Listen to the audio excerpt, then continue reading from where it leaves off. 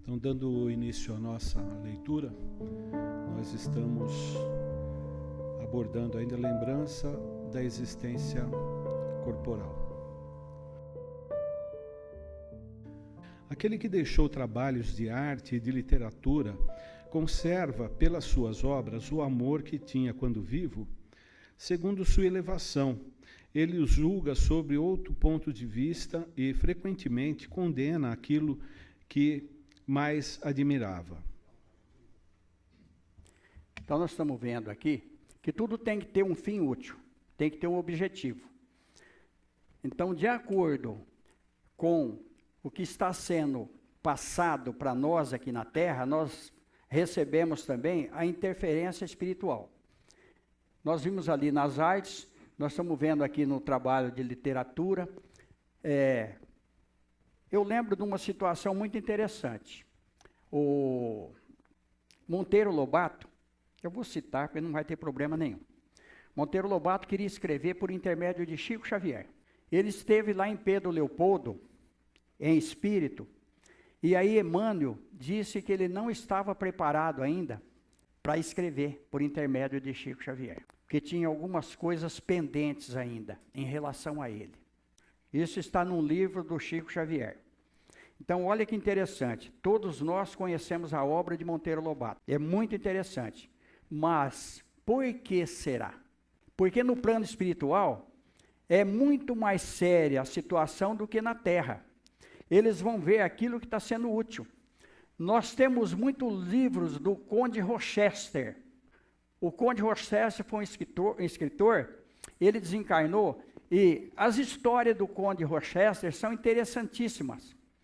Ele tem, por exemplo, a Abadia dos Beneditinos, a Morte do Planeta, Naema a Bruxa, e uma série de livros sequenciais que mexe muito com o psicológico. Imagina vocês, o Conde Rochester, ele traz os espíritos que viveram em determinada época para contar a história. Esses livros, nós temos muito desses livros aqui, e a gente até separamos esses livros, porque a pessoa tem que estar numa situação psicológica para ele absorver certas coisas. Então nós vemos muitos livros que foram publicados por espíritos e que não têm um objetivo útil. Então, tudo tem que ter um fim útil na Terra. Então, está aqui, ó. Aquele que está fazendo uma arte, que ela tem uma situação de progresso, que ela vai trazer algum benefício para a humanidade, ele tem inspiração. E aquele também, nós comentamos aqui anteriormente, sobre livros, sobre uma série de influências de escritores, de atores, que trazem para a Terra alguma coisa nociva. A doutrina espírita, ela dá condições para a gente analisar. Quando nós falamos aqui do livro Libertação, nós comentamos que conhece o homem quando ele levanta de manhã. Antigamente, vendo o jornal, a gente vai ver qual página do jornal que ele está lendo.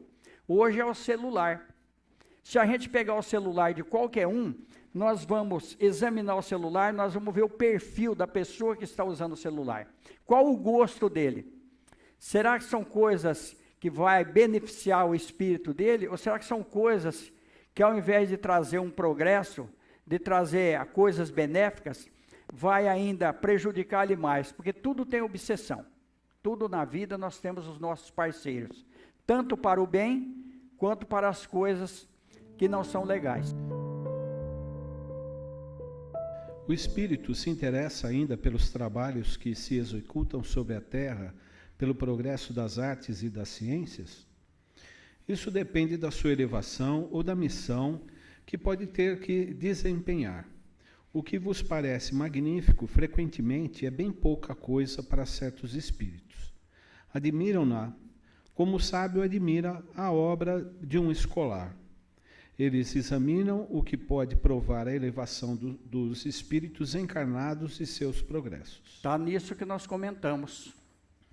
Eu, às vezes, vejo algum quadro, eu fico admirado de ver como tem pessoas que admiram aquilo. Mas cada um tem um gosto. Cada um tem um entendimento. Então, nós estamos vendo aqui, ó. Olha que coisa interessante aqui. Admiram-na como o sábio admira a obra de um escolar. Então, aquilo que a gente acha é muito importante, isso daqui, preços altíssimos, simplesmente um quadro.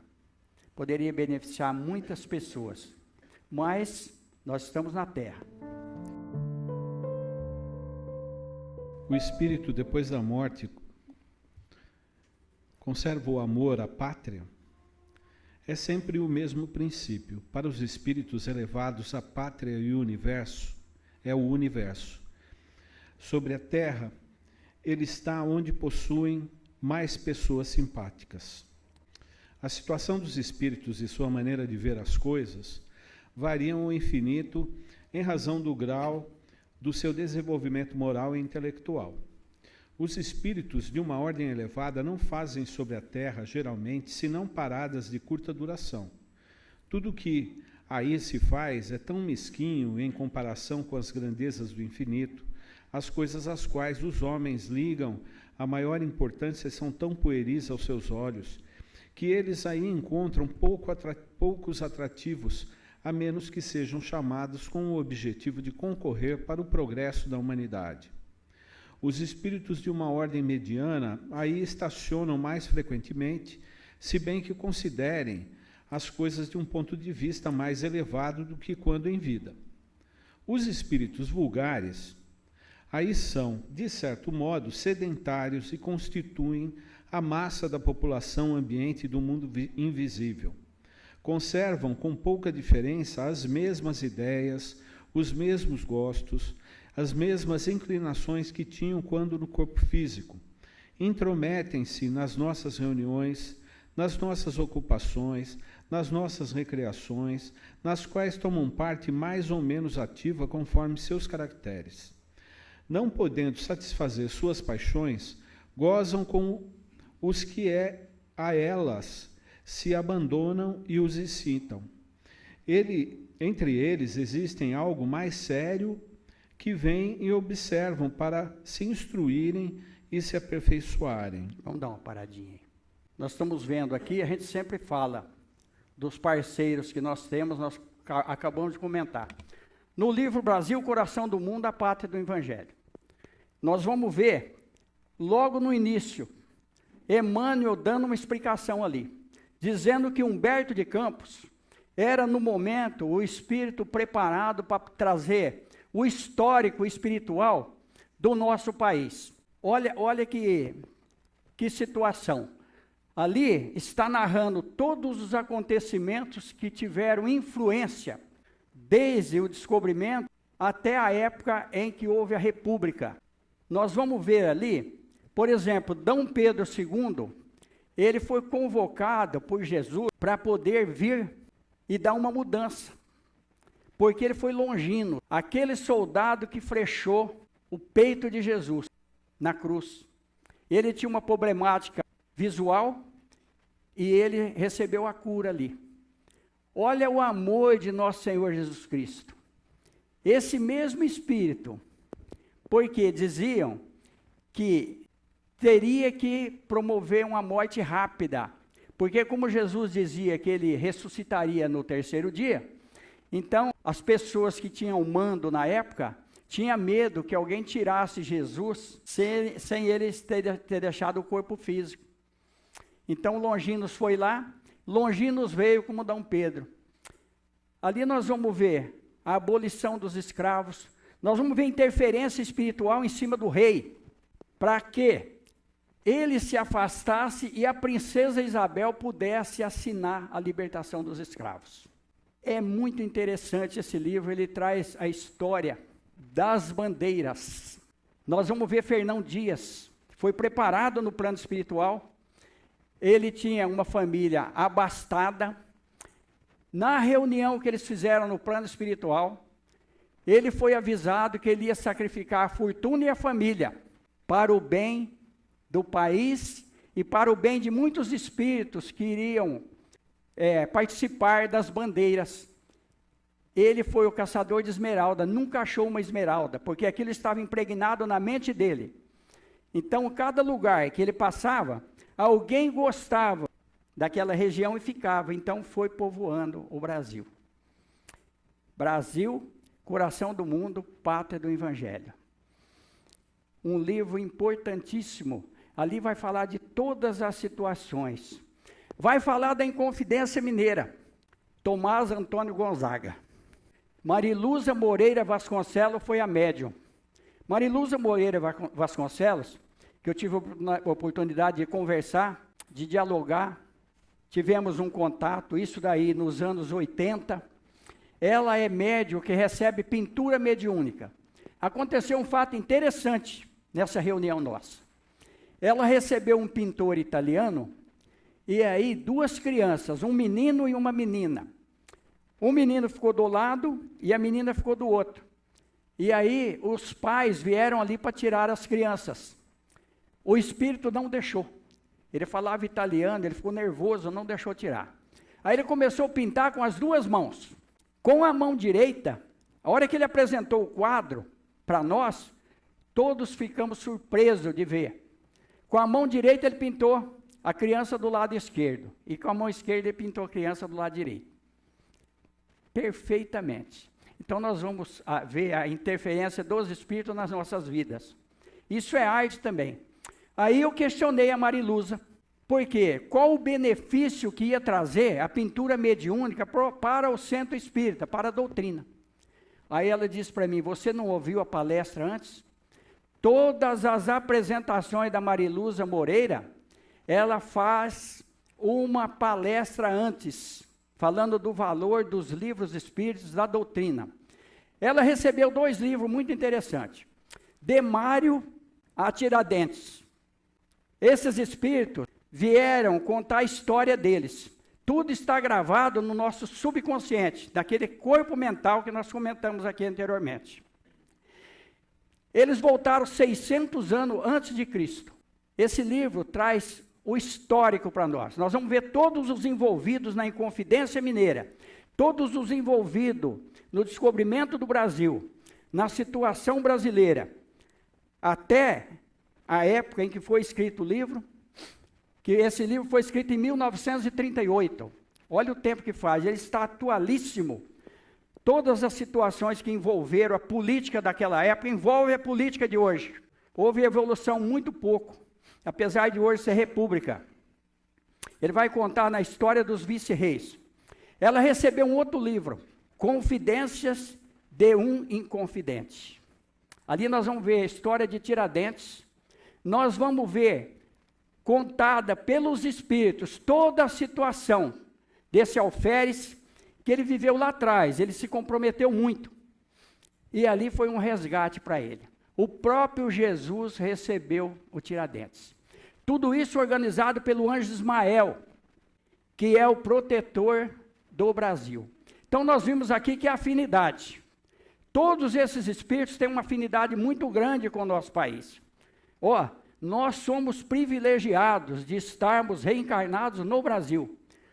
Os maiores mestres reencarnaram no Brasil e estão reencarnando no Brasil.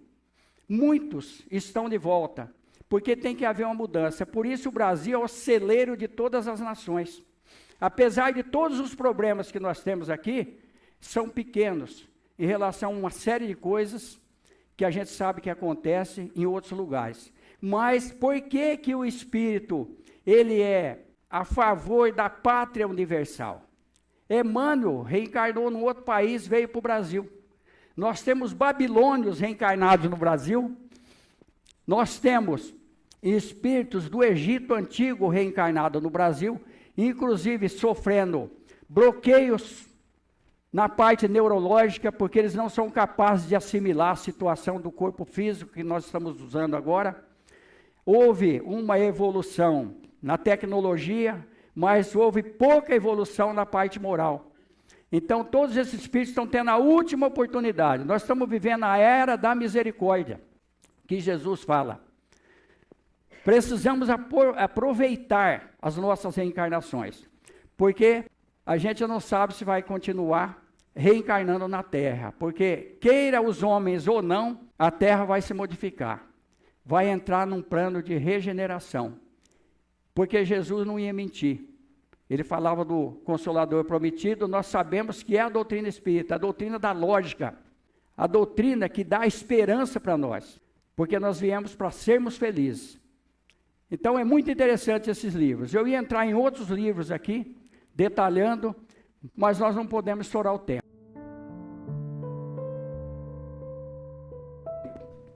As ideias dos espíritos se modificam no estado de desencarnados? Muito. Elas sofrem modificações muito grandes à medida que o espírito se desmaterializa. Ele pode, algumas vezes, ficar muito tempo com as mesmas ideias, mas pouco a pouco a influência da matéria diminui e vê as coisas mais claramente, e é então que procura os meios de se tornar melhor. Uma vez que o espírito já viveu a vida espírita antes da encarnação, de onde se origina seu espanto ao reentrar no mundo dos espíritos? Isso não é mais que o efeito de um primeiro momento e da perturbação que segue ao despertar. Mais tarde, ele se reconhece perfeitamente à medida que lhe volta a lembrança do passado e se apaga a impressão da vida terrestre. Olha como que é interessante, sempre tem algumas informações para nós. Se a gente voltar lá atrás, nós vamos ver a explicação de tudo isso daqui. E aqui está deixando claro para nós. A gente realmente, ao desencarnar, a gente se perturba. Muitas vezes um sonho nos perturba. Quando se desliga parcialmente do corpo físico, nós vamos no plano espiritual, nós recebemos algumas informações, e quando a gente volta no corpo físico, às vezes o cérebro ele não consegue decodificar de imediato aquilo. Então causa perturbação. Às vezes a pessoa teve um sonho que não foi muito bom, ele não consegue dormir mais. Então, ao deixar o corpo físico, dependendo da nossa situação, porque tem espíritos que não têm perturbação nenhuma, ele desliga do corpo. Nós vamos ver isso com Jesus Gonçalves, que foi o rei Alarico no tempo dos visigodos. Ele aterrorizava aquela região, ele reencarnou, ele foi leproso algumas vezes, e na última vez aqui em Pirapitingui, perto de Sorocaba, onde andou um centro espírita ali. Ele tinha muita vontade de conhecer o Chico Xavier. Ele desencarnou lá, Chico Xavier estava psicografando, ele veio na reunião e se apresentou completamente deformado para o Chico. Ele fez isso com o Divaldo Pereira Franco também, mas um bom tempo depois.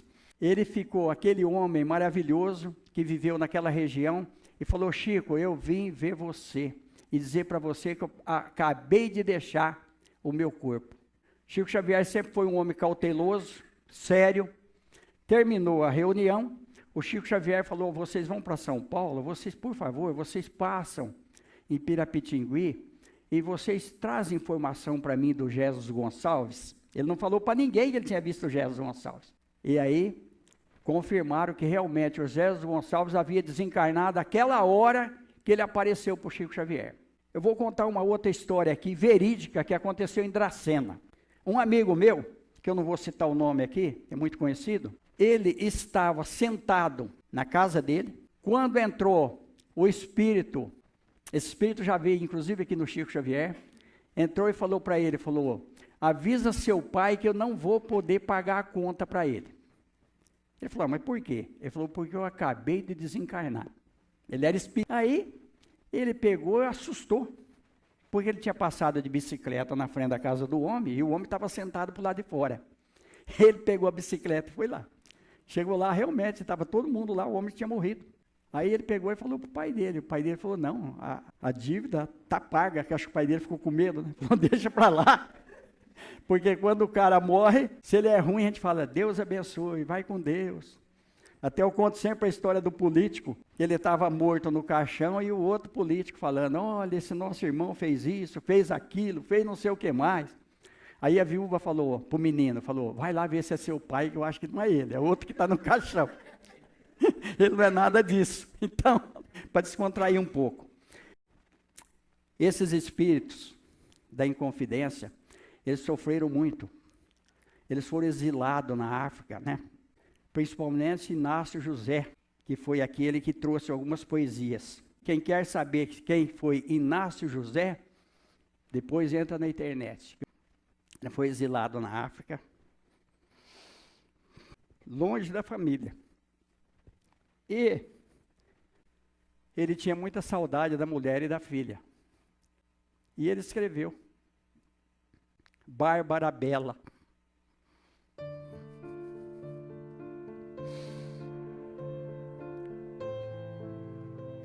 Do norte estrela,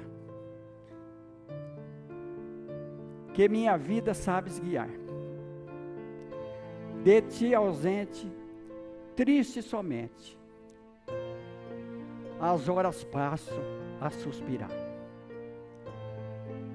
Isto é castigo que amor me dá. Por entre as penhas, de incrusto as brenhas,